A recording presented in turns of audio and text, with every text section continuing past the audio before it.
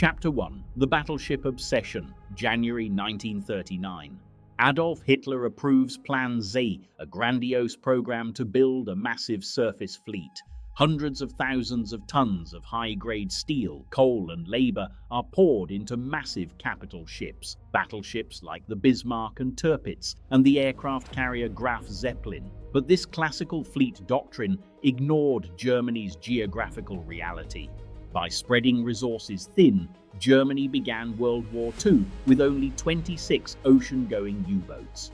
It took until August 1942 for Admiral Karl Dönitz to finally reach his goal of 100 U-boats at sea simultaneously. But what if Hitler had accepted Plan Z but ordered Admiral Raeder to complete the submarines before any work started on capital ships? What if Germany adopted Dönitz's strategy from day one? Chapter 2. The 100 Wolfpack Swarm. In this alternative timeline, German shipyards operate with a singular, concentrated focus. The steel and labor historically wasted on the Bismarck are instead forged into over 300 Type 7 U-boats. When war breaks out on September 3, 1939, Germany does not deploy 26 submarines.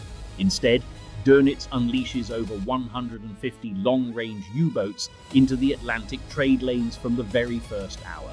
The impact is catastrophic. Historically, the British Admiralty relied on a slow peacetime build-up of convoys and primitive sonar technology. Faced with a massive surface-running Wolfpack swarm in late 1939, the Royal Navy's escort vessels are completely overwhelmed, and merchant shipping losses skyrocket to over 600,000 tons a month. Chapter 3. The Hunger Blockade. By early 1940, the British Isles faced total economic strangulation.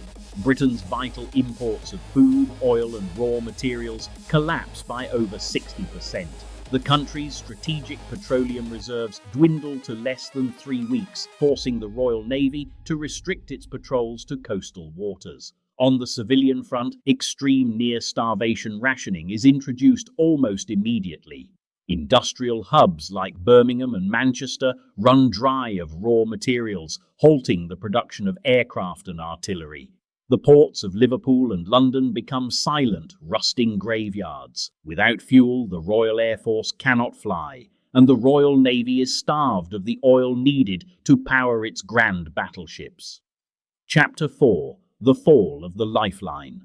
By autumn 1940, faced with imminent starvation and industrial collapse, the British government is forced to sue for peace. The capitulation of Britain secures Germany's western flank without a risky amphibious invasion. With the British Isles secured, the United States is left strategically isolated, with no bases from which to launch a liberation of Europe. This allows Germany to commit the entire undivided strength of its military to the invasion of the Soviet Union in 1941, securing a rapid, decisive victory. By focusing on the asymmetric power of the submarine, Germany wins the war before it even truly begins. What would you have done to survive the Wolfpack? Let us know in the comments below.